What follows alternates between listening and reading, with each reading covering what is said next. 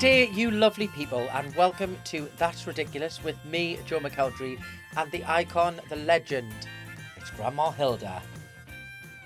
Hello, Hello, how are you? I'm all right. Are you ready for this week's helping of ridiculousness? I think so. Yes? Good. Would you like a whiskey before we start? Yes, Yeah? not a lot. No, will you tell me when? Hey, we're running out. We're really running out here. There you are. So if you want any, if anyone kindly wants to donate you some whiskey to get you through. No, you don't. You don't have to. I've got whiskey. So have you been all right? What have you been up to? What's been going on? Just shopping day today, Today, where have you been? Asda. All right, how was that? Well, it was very nice Yeah? because they're lovely staff. Uh-huh. But I was getting stopped occasionally What, in the shop? in the shop, We love that. asking how you are and were enjoying the podcast. Well, that's good. Well, I did say to them I hadn't seen it. Oh, you hadn't seen the podcast? Do you mind people stopping you? No, 'cause they're nice people. All your fans are nice too. Yeah. Well, I think they're your fans now. Do you think? I Well, if they're doubt talking it. about the podcast, they're your fans. You didn't tell them I could sing, did you? No. Just as well, 'cause I can't. Well, the thing is you've reached the dizzy heights of success at 91, so you're public property now. Oh, I don't think so. It is, it's true. It is. Anyways, we haven't spoken about the outfit. Love the top. Is this one of your numbers? It's one of my numbers, yes. Very showgirl, very Vegas. It's given old school Hollywood. Oh, Hollywood. Yes. There's no Hollywood now, is there? Well, there is. Not much. No, do you think it's all changed now? It's all films from Canada. Canada? And that's where I watch. What do you mean? Well, that's where they're made, Canada. How do you know that? How do you know that? 'Cause I watch them on the telly. But does it say they're made in Canada? Yes, and the notices. Oh, like the credits? Uh-huh. Oh, right. Well, you know why that'll I be? do take notice of things. Well, you know why that'll be? Because Why? it'll be cheaper to make them in Canada. So they're not made in Hollywood. Well, it could still be a blockbuster movie made in Canada. Well, You know? Hey, well, we've been on the tour.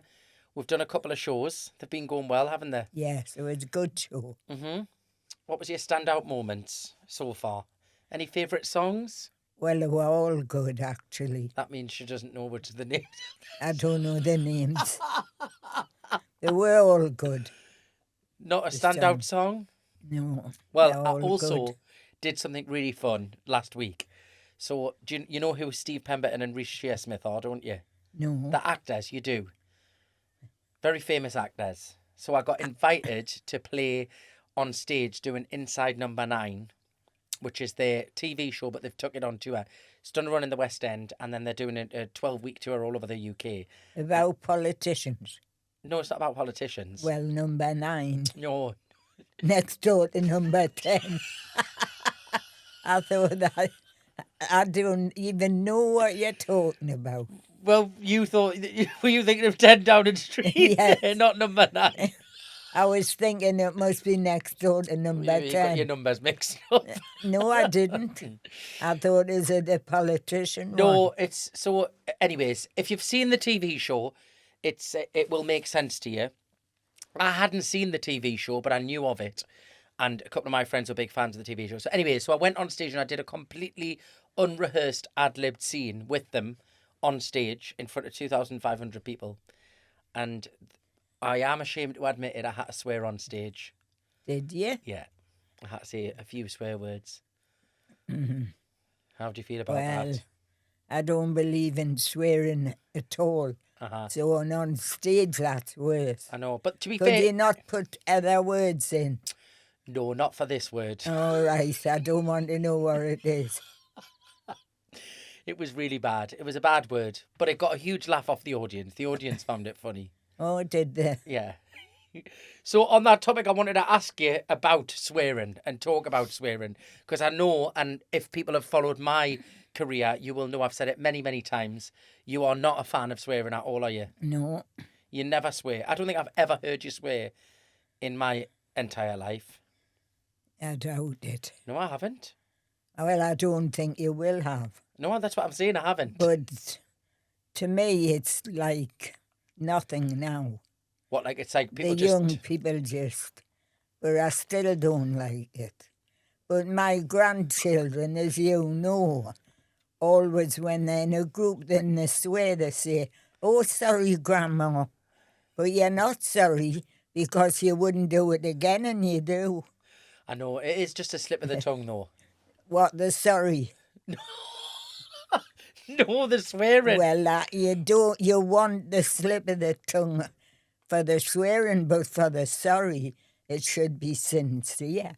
Well, it is sincere, but the thing is, I think... well, I was going to ask you if you judge people who swear. Do you? I do. Do you? Why? Because you think it's like nasty, rude? I just think it sounds bad for them, not me, because I don't swear. Yeah. Do you think I swear a lot? Not when you're with me, No. but when you all get together, that's a different story, That is true. which I wouldn't repeat. No, I'm not going to ask you to repeat. I'm going to ask you, what words would you say, though? So say somebody was going to use a swear word to describe being angry. What words would you use as alternatives that aren't swear words? Well, something out the dictionary. So, like, if you jammed your finger in the door, You say, "Oh my gum." right? If you stubbed your toe and you wanted to shout, "That really hurt," with the swear word, what would you say? That really hurt. That's much better than what you say. I think people use them words for impact, though, don't they? I'm not condoning swearing. If people don't like it, that's their, Did me mum... So did your kids swear? Did Steve, Chris and Eileen swear? I never heard Eileen swear or Christine. Uh-huh. Christine very rare now, but the rest of it, well, Eileen Stephen? swears. Our Stephen never swears in front of me. No. Eileen does, though, I've heard her swear. Oh, yeah. I've had to check her quite a few times. I think it's bad manners. And what would you have, like, what was the punishment when you were younger for swearing? I can't ever remember my dad or mum swore. No, but you know when they used to say that if you say a bad word, they'll wash your mouth out with soap. They didn't actually used to do that, did they? No. Well, I don't know. In other homes of mine. But in our home we didn't. No, I was going to say, it's quite intense, that, isn't it? Well, listen, so the celebrity actor, Colin Farrell, he got wrong for swearing on television last week. And I don't think I've ever... Actually, I did get wrong once for swear. I didn't swear, I said crap. But that's not a swear word, is it? It's like... It's not any word, is it, really? Well, I was talking about the newspapers, I think, and I was on a panel show, and I said, "Oh, well, people know that a lot of the stuff that's written in the newspapers is a load of crap." Uh-huh. And then I got told off the presenter, and they were like, "You can't say that on telly. We apologise for the offensive language." I thought, God, I didn't think that was a swear word. Do you think it is? No, but it's not good to call anybody a load of crap. Is it? Well, I wasn't calling them a load of crap. Well, you're calling that... what they write. Well, it yeah. is a load of rubbish. I've had so much rubbish written about me over the years. Do you know what I mean? Yes. But anyways, I was saying, Colin Farrell was on an American television show last week, and in the middle of his interview, he swore in the middle of the TV show, and he did apologise. So accidental swearing, I think, can be let off, can't it? Yes. With some people. I've been to see a couple of concerts. I have to be honest, actually, I really don't like it when people swear in concerts, and I don't really like it when they swear in songs either. And it's not because I don't use the words myself. I just find it's a really lazy way of expressing the song, or like to stand and swear in front of a crowd where there's a mixed age range of people. It just really gets on my nerves. I've been to see a few people, and when they swear, I'm like, oh, I wish you hadn't said that. Mm-hmm. You know, or if they've got a swear word in the lyrics. What are your thoughts on that? Well, who's got the swear word in the lyrics? Quite a lot of rappers have swear words in them. And quite a lot of songs now. So basically, on Spotify, if quite a lot of the songs next to them have got the word E, which means explicit. And I looked through a playlist the other day, and I was like, every single song on the top 40 UK playlist on Spotify has got the explicit word next to it. Isn't that mad? Mm-hmm.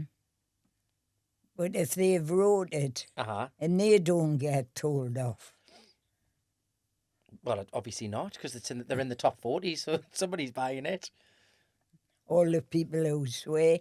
But you never would have heard Barbara Streisand swearing in a song, would you? Oh, no. Or who else wouldn't have sworn? Frank Sinatra wouldn't have sworn a song, No. would he? He was very good with lyrics and he learned them perfectly. Exactly. So, on a completely different topic, I want to talk to you. So I was texting my friend this morning, hadn't caught up with him for quite a while, and he was saying that he was having a self-care day from work, right? And I wanted to ask you your opinions on self-care days. Do you know what a self-care day is? No. Would you like to know? Yes. So a self-care day is, I don't think I'd ever heard of this before. So it's basically a new thing that only some companies do it, I believe. And you basically would get, you could phone in and have a self-care day if you were having a bit of a rough day, you felt a bit anxious or whatever, maybe struggling with your mental health. And you don't have to go into work and you get the day, but it's not classed as a sick day. It's a self-care day. So it's a day where you can look after yourself, but it doesn't go on your sick record. And you get paid. Yes. I've never heard anything. And it's not classed as holiday pay or anything like that. I've never heard anything so ridiculous. That is ridiculous. Why? Well, you know what? Everyone will be saying they've got a self-care day and they'll be out somewhere. Well, so you can use the self-care day. People can have flexible hours. They can change their hours at a last minute, apparently.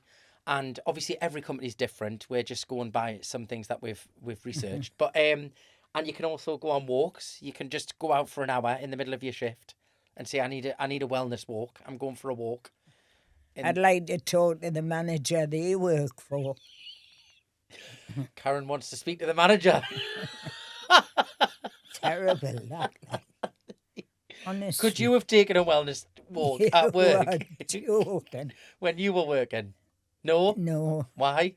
Well, I was on piecework for a start Uh-huh. in the factory. And the bell went along and you had to have the work done by the time it got the end. So while I'm out for me walk, who's going to do the work?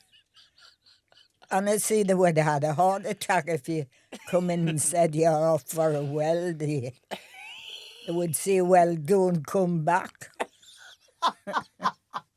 Well, I think we do live in different times now. People are slightly... You're telling me. People are slightly more understanding and aware of mental health and things like that. Do you know what I mean? So Yeah, it takes you all your time where I work to get a day off to go to one of your parents' funeral. Oh, dear me. And that is true. Well, so... You got a day for one and 2 days for the other. So do you think people have got it easier now, the younger people in the workforces? Sorry, just dropped my iPad. Do you think they've got it easier now, or do you think it's harder in different ways? I don't think the young ones have got anything easy. I don't mean that. Whoever thinks of these daft ideas certainly has never worked in a factory. Well, yeah. I mean, a lot of people don't work in factories now, do they? It's like the jobs that obviously were of your time are slightly more different now, aren't they? Well, this area, our area was all industrial. Get half a job done, leave, put your hammer down and go. But I bet you they didn't treat you very nicely back then. There was probably no rules and regulations in terms of like protecting workers. Do you know what I mean? Well, it wasn't like what yous have got. But it had to start somewhere. We had a union and... Did anybody ever ask you about your mental health at work? No. They didn't care, did they? No. As long as you were there on the dot, ready to start. Yeah. And you got your dinner. We got half an hour, but then we got an hour. And then you were there till 6 o'clock. From 8 o'clock in the morning. And you got half an hour break for the whole day? Well, we'll start getting an hour when we fought for that. But there was no chance of you going for a walk. And how, I don't know if we've discussed this on the podcast before, I can't remember. How much would you get paid per hour during that time? Because you're saying it was piecework, so was it how much you made? you started with nothing. And then however much you completed was what you got paid. You went in, piled all your work up, and wherever they did, you got paid. So how much would you get per item? Oh, just coppers. Really? But was that classed as a good, like, paying job back then? Well, not really. It was hard work. Yeah. But you were learning when I first started tailoring. You were learning. Mm. You started at the bottom and you did the first job, then the next, and you ended up where you knew how to make a jacket. Mm-hmm. But as time went on, the piecework got where you were sewing a little pocket, Just like harder. and you never went off that job. Right. So that's all you learned. By the time I got older, we knew how to make the whole Yeah. garment. And then you were maybe doing tiny little bit of sewing. And I used to have to put 160 pockets in an hour. Oh my God. And you sat there all day and did that. That's intense. But that was all, if I had started tailoring then, that's all I would have knew how to do. Yes. For a pocket in, but I started, because I'm a lot older, I started when you were trained to do the whole job. So you could do everything. You could do everything. They would say, go on there tomorrow, go on there. And you learned the whole thing. But then it got where it was money, time and motion. The man used to stand and see how long it took you. So somebody would literally stand over you and watch? Yeah, and then your price went up. God. So when they come, you used to go a bit slower, but it was hard. Hard to go slower. What, when you were used to just flying through it? But it's funny, isn't it? Because all these years later, obviously, like the whole topic of wellness and mental health and everything, all of these conversations came around kind of the time, maybe just a little bit before, but during the pandemic, obviously, when you could then work from home and people were doing jobs at home and everything, and people were saying that they were doing more work at home. Some people were saying they were doing less work, and then companies were finding that they were bringing people back into an office because people were just using the work from home to look after their dog or something. Do you know what I mean? I don't know how it works because that's different to the kind of work. But we couldn't have worked at home. Well, I know somebody, and I won't name them because I don't know if they still work for this company now, so I could probably name them, but I won't. A friend of mine who used to knock the mouse. They worked out a format that as long as the mouse was moved every something like 20 minutes, it made it look like your computer was doing its work. So he would log on. I think this was during the pandemic. I think it was. Log on during the pandemic, make the mouse move, and then it would look like the screen at home was working, but he was just playing on his PlayStation in his living room and looking after his dog. That's it, you see. What? It's unbelievable. Well, why didn't he just do his work and then Well, he didn't. finish? And they could finish early. Well, because he was getting away with it. You know, like people, people if they've got to pay, I don't know how much it is to put a dog in doggy daycare or whatever it is. If you've got to pay 50 quid, but you can work from home and you can get away with not doing your work in the office and look after your dog, you're killing two birds with one stone in their minds, aren't you? Mm-hmm. And spoils it because it'll stop them working from home. Well, they did. They did. They brought them all back in, didn't they? But I've got some Help Me Hildas. And you'll like it because it's right on topic of what we've just been discussing. Help me, Hilda. I need your advice. My boss lets one of my colleagues bring her dog to work all the time, but I'm allergic to dog hair and I'm constantly sneezing and spending a fortune on antihistamines. I've mentioned it a few times, but nobody's bothered. What should I do? What do you think about dogs in the workplace? I think it's wrong if you have dogs in the workplace because, especially if people have allergy. If you've got allergies, you've got them and you can't get rid of them. True. So I would go and talk to whoever was in charge and say to them, I can't. Get your dog out. Is it unless it's The manager's dog, of course. No, I don't. It's one of our colleagues.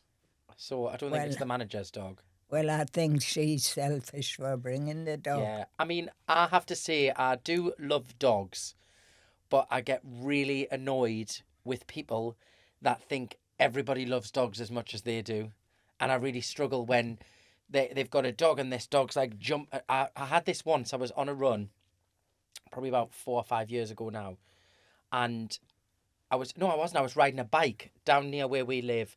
And this huge Rottweiler ran towards the bike. Well, you can imagine if a big Rottweiler's running towards you, you're going to be pretty terrified. It came round the back of the bike, jumped on and put its paws on me shoulders. And I was thinking, oh my God, this is my second date. Was your eyesight bad? And no, I wasn't. And and I was terrified, obviously thinking this dog was going to attack us. And the guy was going, oh, it's fine, he's friendly. And I thought, I don't want a dog jumping up at me. No. But so I would be annoyed if somebody was doing that to me in the workplace. I'd be like, get your dog away from us. It's the same when all this smoking, when you could smoke at work. It was You terrible. never smoked though, did you? No, but people did. In our factory, it was like a mist. Mm-hmm. And there was a 1500 when I first started there. And they were all smoking Oh, I bet in it the stunk. toilets. And we all complained about it. In the toilets, they were all standing smoking. So what they did was they built little cubicles in the factory in different places.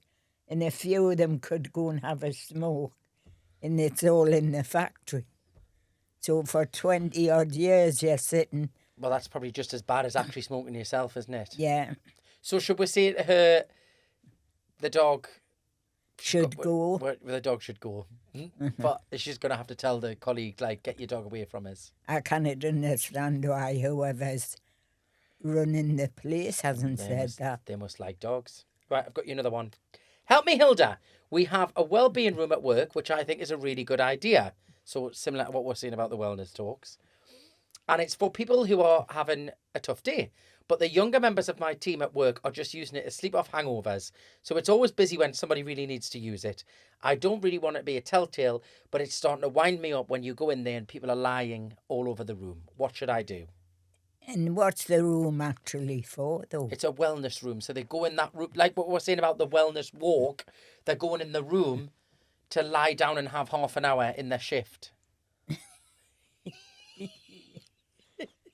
Honestly, the mind boggles. There's this really going on, like, are you joking? No, I'm serious. I've never heard anything like it. So what should you Have do? they not got a medical at the place? We had Like a paramedic? We had a nurse. Well, I don't think they need a paramedic. They just need half an hour's break. I know, but loads of people need half an hour's break. I need half an hour's break What, from this? from this. No, honestly, I cannot believe that. A wellness for yourself, Uh-huh. and then now a wellness room. Yes. Why don't they bother just not going to work? And Well, they're trying to make workplaces easier. That's apparently what the message is. it'll make it that easier than not coming to work. So what should you do? Kick all the hungover workers out? Go in Well, and yes, kick the them out? mice Or and that snitch on them? hungover.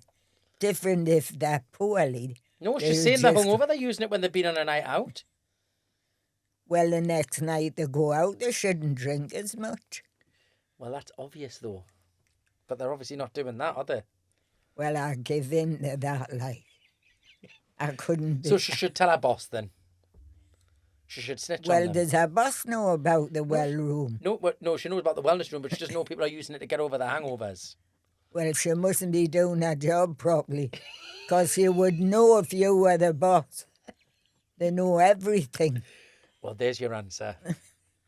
Get your boss in check. That's what Get she's your saying. boss in check. You're not doing her job properly. Right, are you ready for game of 3? Oh, no. I've got some good ones for you. Right, you've got 10 seconds to name 3 things, starting with 3 dance moves. Go. Dance moves. Yeah, styles. Waltz, foxtrot, tango. Well done. 3 things you can make with eggs. Go. Omelette, scrambled egg, and boiled egg. Okay, I was more meaning like I know what you mean, but I couldn't think. 3 ways to tell somebody to get lost without swearing. Go. Get lost. Don't come back here again. And ta-ra, I'll see you sometime when you're sober. Okay. Have you used that last one to anyone? Oh, yes. You have? Yes. Do you feel enlightened this week after our wellness session here in the Deer Hut? Well, I don't know. What do you mean enlightened? Well, I've taught you I some feel sorry for the poor people, me, like. Well, that's As why... long as they're enjoying it, if that makes them happy, I'm glad something did, because the news at the moment, I'm just frightened to put the telly on. Well, yes. Crazy times. So, on that note, give us your words of wisdom. What you're going to tell them. Oh, now then. Words of wisdom. Don't let... I'm trying to think how to put it. Don't let all these... Oh, I forgot what I was going to say. Oh, dear me. This is a hard one. Right. Don't let the behaviour of bad people spot...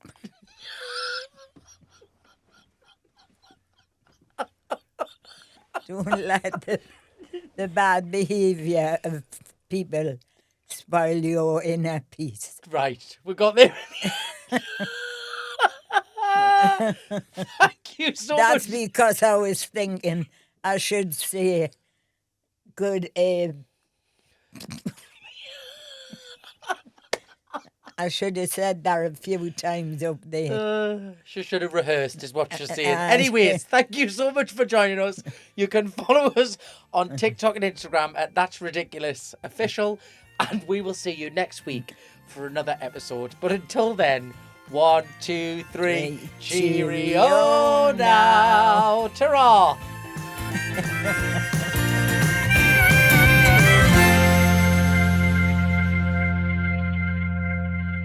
I couldn't think there, man. I was thinking, what's that blooming word? It's awful, you know, when you're 91.